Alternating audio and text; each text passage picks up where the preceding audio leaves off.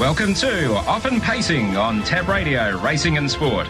Tim Walker will be joined by Matt Young and Oli Cownie as they delve into the form for today's Pinjarra harness meeting, as well as an early look at tomorrow's meeting at Gloucester Park. We are Often Pacing.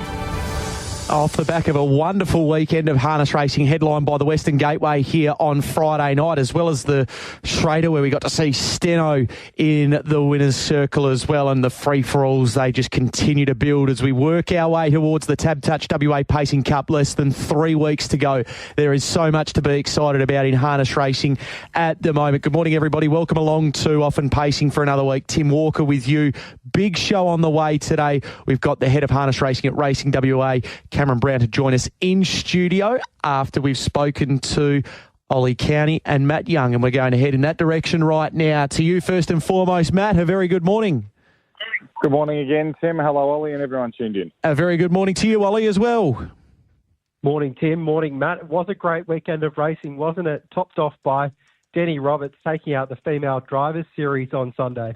Absolutely. Matt, I'll get your thoughts on that as well. We didn't touch on that earlier on the Sports Daily with you. We did speak about it. Just another feather in the cap for Denny Roberts, who's enjoying a wonderful 12 to 18-month period. Yeah, she's just gone from strength to strength, Denny, and she's really taken the pressure of being able to drive for Team Bond really well, and she's very consistent as a driver, and we saw that yesterday. It was just great to see, to be able to get on horses for the first time and go out there and be very consistent as well as winning a race. It was great to see as well. Emily Savelko, of course, representing WA. She won a race too at Launceston, and she broke the track record in her drive as well. So both the girls did us very proud. They certainly did. All right, speaking of Denny Roberts, she was able to take out the Western Gateway on Friday night, and Team Bond, they look so well placed to be able to have WA Derby success this year. It was a second win in the race for them as a training partnership. Greg's obviously won it on 3 occasions. Oli, what did you make of the performance of Christopher Dance? Thought it was a really professional win there for Christopher Dance. He did some work in the early stages to get outside the leader, and he just settled beautifully in that position. He had the stablemate Vegas Strip on his back, who's a really fast horse, and he's a nice horse in his own right, and he performed really well there on Friday, but he was just no match for Christopher Dance, and all reports from the camp say that he's just going to keep getting better. So it's pretty scary for his rivals, a horse that can just sit outside the speed like that and dominate and still win. So if he is able to find the front in one of the bigger races, it'll be really hard to beat Christopher Dance. Matt, your take on it? Yeah, I thought he was really good. He stepped up to the level that we sort of knew he could get to, but it was just a matter of seeing it and having to do that work in the race and stick on so well. I thought he was outstanding in his victory. For Tualoo punters, myself included, it was a horrific watch. Coming into the straight, the horse was bolting and couldn't get a clear run. I think he would have gone very close to winning the race. But, yeah, Team Bond have just got such a strong hand. Vegas Strip, it was great to see him sort of carry on what we've seen his last couple of runs and the form that he's been showing. So they've got a very strong hand heading towards the Derby. All right, why don't we start there? So last week, Oli, you were 1 Christopher Dance, 2 Bet the House, 3 Golden Load. Obviously, Bet the House we didn't see on Friday night, but would you be having rankings something like that, your top 3 at the moment? I think it's probably getting to the point now where it's a little bit concerning that we haven't seen Bet the House and we haven't heard any reports on how the horse is going or if there's been any issues, but I definitely think he deserves to be in the top 3. But one I'd probably throw in there from Friday, which I thought was fantastic, and it was probably silly of me to leave it out last week, was Wave Rider. He's a great horse, Wave Rider, and he seems to do his best work up on speed. But on Friday there, he showed he's versatile and he ran into it strongly late. So he's one I'd probably be including there over Golden Load Friday, who I probably didn't think went as well as he possibly could there. He had a great run throughout and he sort of just didn't quite finish it off. So I'd be including Wave Rider. All right. Christopher Dance, Bet the House and Wave Rider. What about you, Matt? Last week You had your 3 as Vegas Strip at 3, Christopher Dance at 2. 1 was Bet the House. How do you see it this week? Well, we're putting Christopher Dance at 1. Vegas Strip for mine can go to 2. And just because we haven't seen Bet the House, and it's very concerning signs that we haven't seen him this close to the Derby, I'll put Tualoo in as number 3. Tualoo at number 3. Very quickly, the free-for-all before we get your horses to follow. So, obviously, we saw Tricky Mickey back to his best out in front on Friday night. Laverajo, I don't think, loses any admirers there in behind. Ollie, your take on that, and bearing in mind that we might get to your top 3 as well for the Pacing Cup. Last week, you had Mr. Smarty 1, Laverajo 2, Penny Tiger 3. So, your quick summary of that and then a top 3. I thought on paper it just did really look like a race that Tricky Mickey would get his chance out in front. He's won a Derby out in front. He's won a Gold Nugget out in front. So he's a really good leader and a really high quality horse. And obviously there was a few issues in his last start, but he's right back to his best there on Friday. And that was a timely win to get him up the ratings in the Cups near Cups time. So he was fantastic. Laverajo, as you said, I don't think he lost any admirers. It was a real dash home, so it just became nearly impossible for him to get into it. Al Capone hit the line really well as well, and the Code Breaker was another one that was taking Peg's runs, and he looked to be travelling quite easily at the finish. So I thought the first 4 home there were really good. My top 3 would remain the same. I think I can totally forgive Laverajo for that run on Friday. I just think he's getting fitter, and I think by the time the big races come around, he'll be cherry ripe and good to go. So I think Tricky Mickey is definitely one off Friday's run that would have moved up the rankings. So, what about you, Matt? Yeah, I thought it was just a pretty sort of plain old free-for-all. Tricky Mickey was able to get away with plenty, and he just never looked like getting beaten. So put him on top. For Friday night, and he was too strong on that occasion. I think Laverajo was okay. He's getting back to his better form, and thinking about the rankings going forwards, I don't think that race really changed too much, of my opinion. So you would keep the same. Yep, Jumping Jack Mac, Mr. Smarty, and Laverajo were yours. Yeah, I'll stick with those for the time being until I see something more sustainable. All right, which we'll hopefully see something this week in the Stratton Cup. Okay, let's get in quickly horses to follow before we turn our attention to today. Matt, your first couple to follow out of Gloucester Park Friday night. Yeah, look, I thought Mr. Mont Blanc's performance was decent. He was a horse that was used off the arm. He had to do a little bit of work in the early stages, and he was in the breeze for a period of time, not a huge amount of time, but I thought he just got a little bit tired late. I just think the performance was a real good indicator that he improved from his first run to his second run, and I think with a further improvement again, we're going to see him run a very good race. And he's always been a smart horse, but there was a few things that he did on Friday night that I think he's come back a bit more mature, and I quite liked. So I was happy to be with him as one to follow.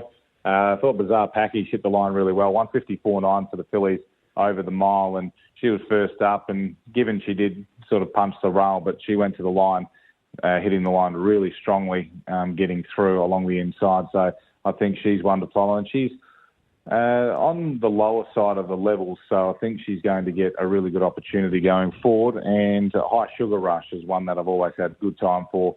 I just like the way that he hit the line. He had to do a little bit in the early stages as well, and I think he's one that can be followed going forward, and we could see him back to the country ranks very soon. So Mr. Mont Blanc, Bizarre Package and High Sugar Rush. What about your horses to follow, Ollie?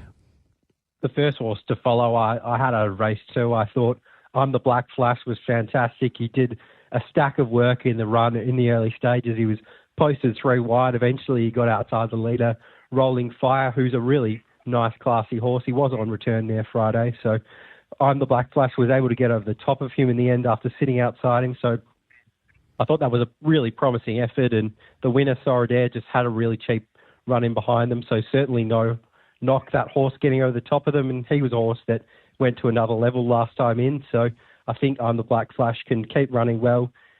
Wave Rider, I thought was, as I mentioned earlier, I thought he was fantastic, really. on Friday night.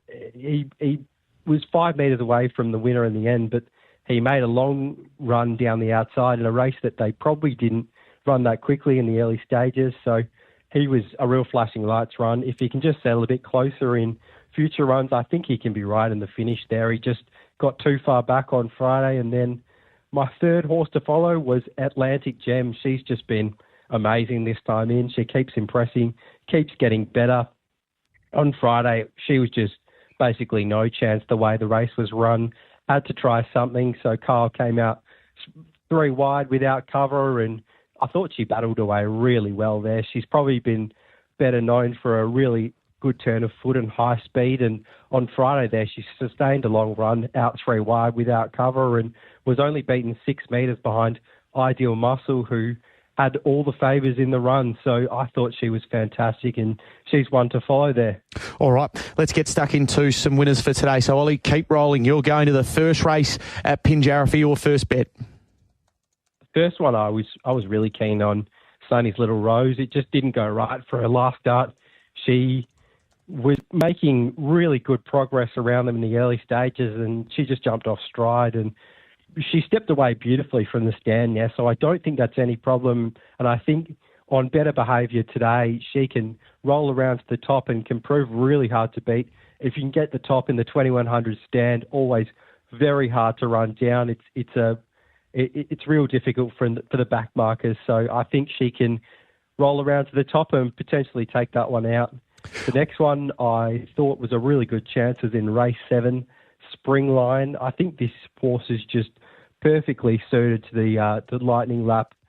I think he can drop in behind the leader, Brody Boy, who's a very fast horse in his own right, and potentially if they run along, I think Springline can just get him up the sprint lane there. So I'm hoping Brody Boy has to do a bit of work and has to hold off a few out wide, and if he gets a bit fired up, and we can get the last shot at them with Springline. And the last one I was keen on was in the last race, so we'll have to bet all day. I thought this one was the best of the day.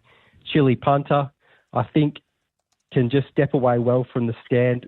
The trial was really promising, I thought. Really stepped away quite nicely there and quite safely. If she can step away again in this race, I think she's a classy horse. She ran in the Oaks recently, so if she's able to step away, lead them up, I think she'll be really hard to catch in that race. And the bigger dangers are probably off the big handicaps, 30 metres, so it becomes pretty hard to win from there over the 2100 metre stand. So I'm looking for Chili Punter to step away and lead them all the way. All right, so that's Sunny's Little Rose, Springline and Chili Punter. Matt, race 3 is the first of your best bets.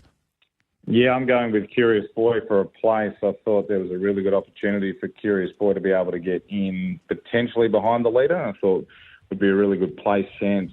I had Cork and Run leading this. I thought he'd go really well. So Curious Boy I thought was a really good place chance. Even if he doesn't land back of the leader, I think, or get to the pegs, I think he's going to be close enough. So he's a really good place chance. I'm going toe-to-toe with Ollie in race 7. I was very keen on Brody Boy and mentioned in the Sports Daily preview that Brody Boy's got high speed and toughness, as opposed to Springline's probably got just more high speed. So I think Aiden can do his best there. And if it comes down to Springline and Brody Boy having a head-and-head battle, I think Brody Boy is going to be a little bit too strong in the concluding stages. But, yeah, do respect that Springline is the big danger in the race. And in the last, I'm going toe-to-toe with him again, and I'm happy to be with the wild card. The way that he stepped off the 30 metres was outstanding. He's win 3 starts ago. He burnt early, did a tower of work, and then just finished the race off powerfully, 158 and change over the 100 metre standing start.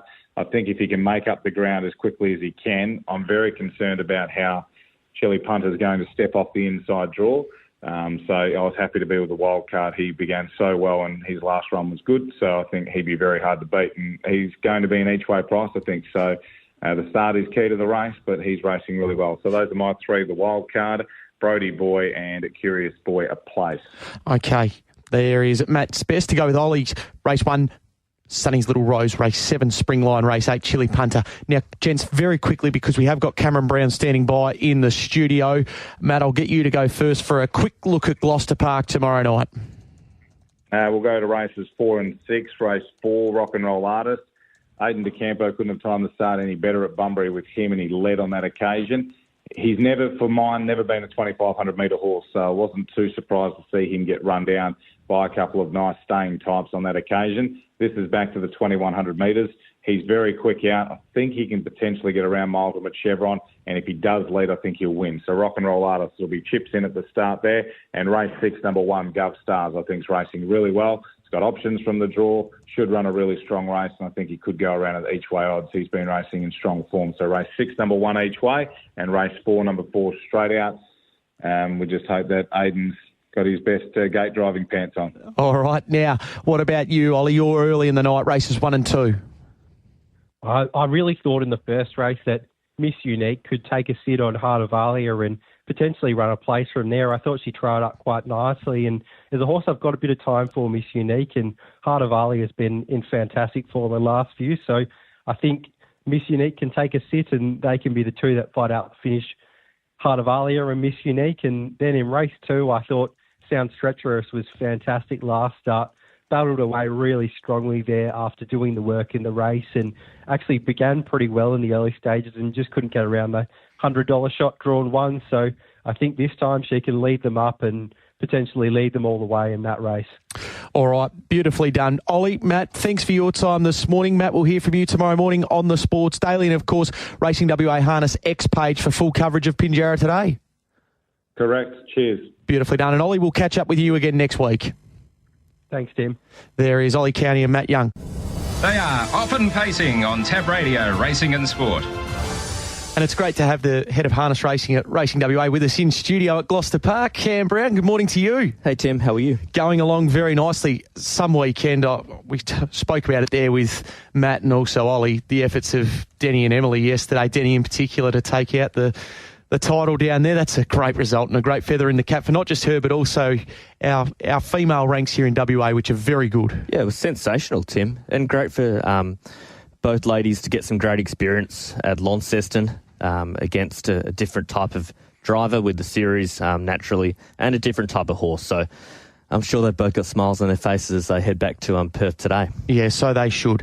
Now we're coming up to a big time. It's been a good couple of weeks of harness racing. The quality of, obviously, horse that we saw in the Brenner Memorial, and then I thought Friday night's Western Gateway was a beauty as well. So the Pacing Cup and Derby just around the corner, and that's got the extra layer of interest now with Captain Ravishing set to come across to the west. That's a great result to have a real spruik horse here in the west, and like we had with Catch a Wave. Now this horse hasn't got the CV of Catch a Wave yet, but he could start it off over here, couldn't he?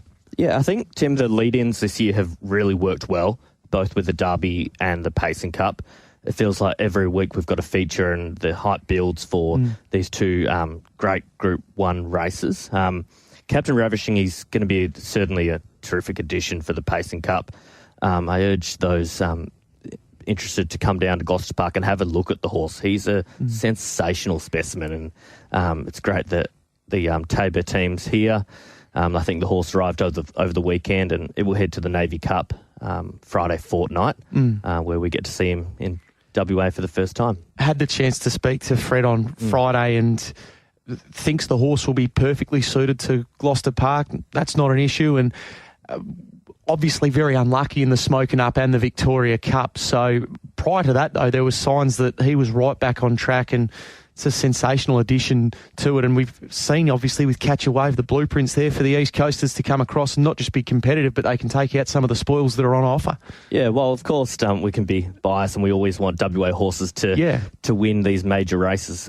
It was terrific that Catch a Wave came here and probably showed these, we can call them scared Eastern States trainers, that it's possible that they can come across, and all these fallacies of small track and hard to win probably not true. And now that it's clear that it's valuable for everyone that we get Eastern State horses, Eastern State participation in our major races every year. And good luck to the connections of Captain Ravishing. He's just flat out high speed, that horse. So he could be really dangerous around Gloucester Park. All right. Now, about 6 weeks ago, we spoke to you about a call for participants in the industry to give some feedback on the programming and the time slots, and there was a whole lot of data that is up online that you're able to go and have a look at if you missed any of that, and we thought we'd get you back on once that had been done, that process had been done, and we're just going to have a look, just circling back onto some of those things if we can, and the time slot feedback that has come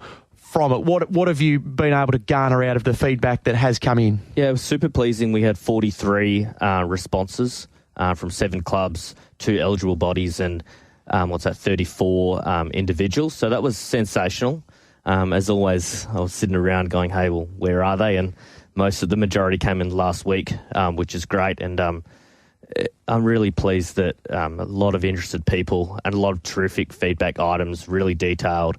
There's certainly a lot of passionate people in the industry, and it's great to hear what they want, how they think we can improve.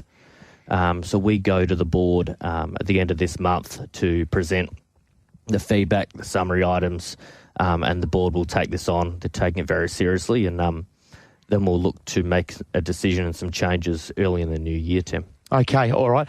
Sky 1, Sky 2, a lot of talk about that. We've seen a bit of a mix of our harness meetings that are on both. What's the latest there, the lay of the land there? Yeah, we've had really pleasing numbers, and to be completely honest, a little surprising and surprising good.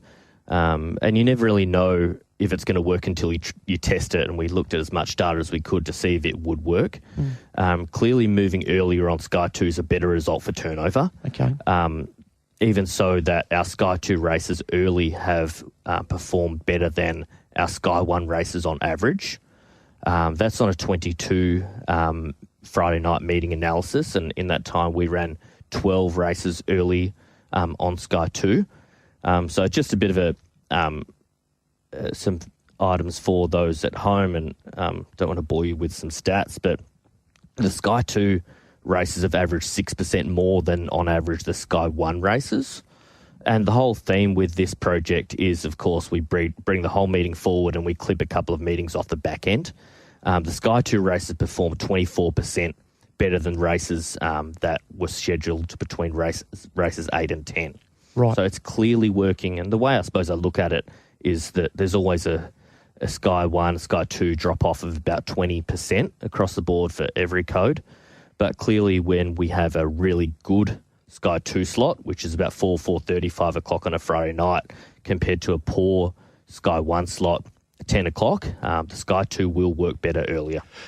Is that even more accentuated now that we're back in the daylight savings as well? Yeah, you're spot on. Absolutely. Yep. And we can't do much about the 1 hour differential. And as we know, it's 85% of our punters are over east. So we'll keep trying to improve the turnover on Friday nights especially. Yep. Okay. And obviously that's just then something that you work alongside Gloucester Park with going forward, and hopefully we see that turnover, the positive results that we're seeing there, that we see that going forward as well. Yeah, you're spot on. We do have to be careful going Sky 1 to Sky 2. It's not something that many state bodies will do because it is risky, and as I said, there's always that thought of a 20% drop-off. So it can't work in a lot of meetings, but particularly when it's a great Sky 2 slot, which it is at 4:30, 5 o'clock on a Friday night, where people are knocking off and our actives on harness racing are through the roof. That's where we need to put our product in. All right. Now, the handicapping side of things, there's been a little bit done in this space over the last couple of weeks. Yeah, we had a great turnout at 3 sessions we did at Pinjarra, Pinjarra and Gloucester Park a couple of weeks ago. We had Warren Wishart, the programmer, in to talk through the programming changes. And it's important that we program right. That's the real the key thing for the change to the handicapping system, is that we program correctly to the population. But yeah, the turnout was great. We go out with our first ratings handicapping programming on 1 November, Tim, which is a little earlier to give people an understanding of how we're going to program going forward. But yeah, look, all in work, all good for 1 January. Okay, all right. So the 1st of January. So that's the next step then. Yeah, absolutely. Yep. So 1 Jan, we're clicking over. There will be a new matrix nationwide from 1 Jan. That's to slow the drop back of horses and to accelerate a few towards the top end. So we've listened to the feedback nationally to improve the system, and that will come in on Jan 1 as well. Okay, now we're less than 1 minute away from the second race at Warrnambool, so we might just keep you a little bit after that if we can, Cam, if we can keep you a couple of minutes after 10 o'clock. Race number 2 is over the 2,350 metres here. All clear is there on race number 1 as well. It should be mentioned 10, 5, 4 and 8.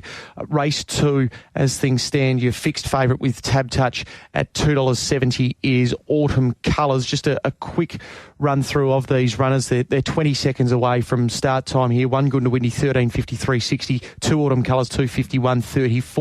Golden Garden, 9:32.65. Gallia is 5:10.180. 6 Olympic Theatre, $13.380. 6:20, $2 about the 7 Ostile. Then you've got Naval Aviator, 15.80 and 2.90.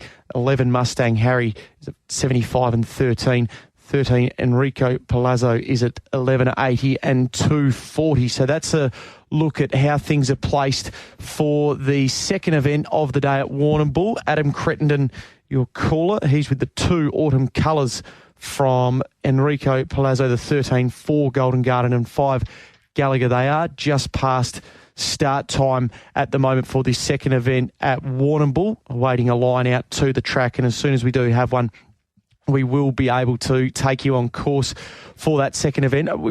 It does look like they are going to run another minute or two over starting time. So, Cam, we might be able to wrap this chat up before we leave and get to this second event at Warrnambool. I'll be able to vacate the studio as well for race day. So, look, before we do let you go, anything else to mention before we do let you go this morning? No, I think all really good.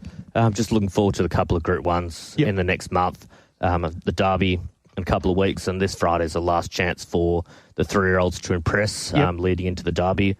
We might see Bet the House. That's the one that I want to see. He's horse that's just impressed me every time he goes around, and he's probably the testing material with Christopher Dance. Rankings today for the 3-year-olds? Rankings today for the Derby races. Yep. And then the Cup and the Mares next week? Yeah, the following Monday. Okay. Yep. All right. And the feedback to them, the rankings, obviously we did it last year for the Pacing Cup, but now expanding it with the 3-year-olds, ultimately the 4-year-olds and the Mares will come into play as well? Yeah, been really pleased how they've gone.